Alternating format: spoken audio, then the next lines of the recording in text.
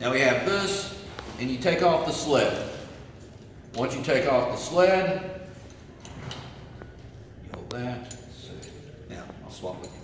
One professor in Eastern Kentucky's communications department is celebrating 30 years at the university. We had a sit-down interview with him to see how the university has changed throughout the decades. Get everything you want, when you want it, and where you want it, on any mobile or digital device and viewable screen, including that big screen in your living room. Get it on the go, at night, or wherever you want it. 24/7, WBONTV.com. Learn it, love it, use it. During our interview, Dr. Taylor told us that one of the biggest changes that the university has gone through is technological improvements.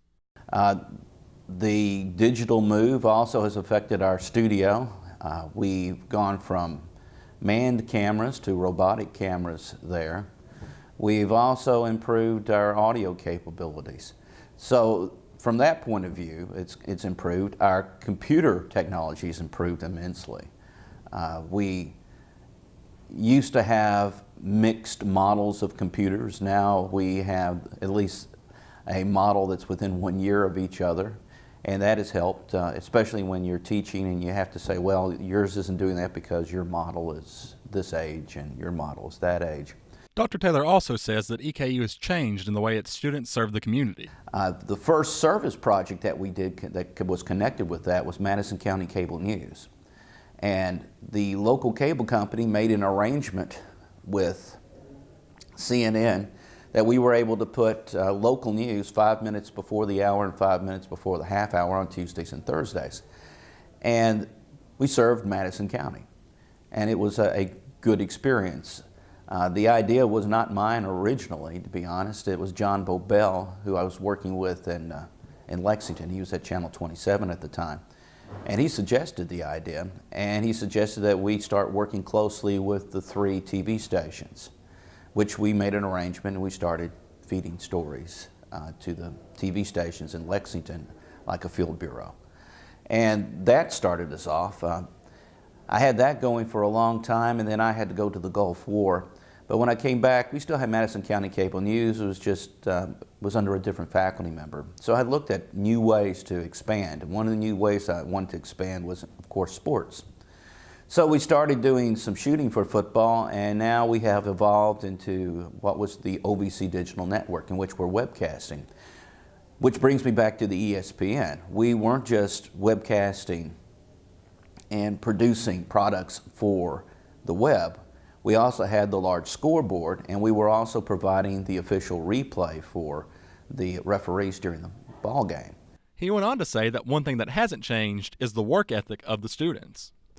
Oh, Eastern has always had the kind of student that has had to work.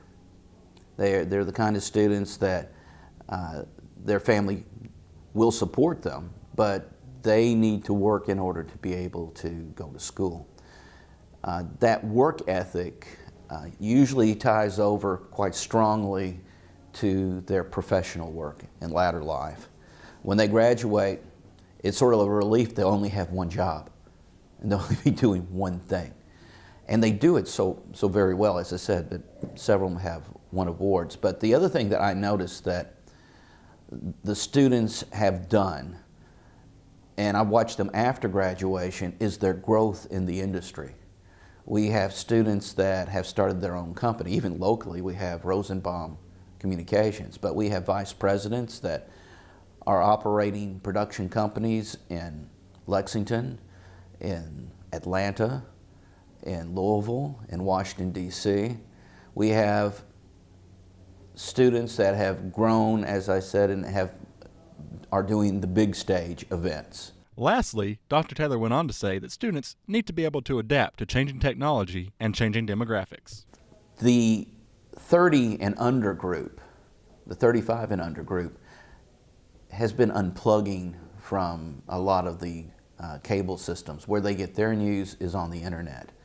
And I think one of the things that's trending is what WBON is doing.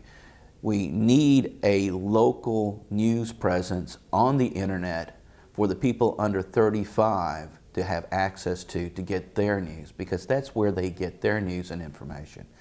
And the good thing about having it on the internet is that I think it will also be beneficial in the long run, having using information via the internet in case of a flooding condition or a weather problem or an emergency in the community for whatever that may be.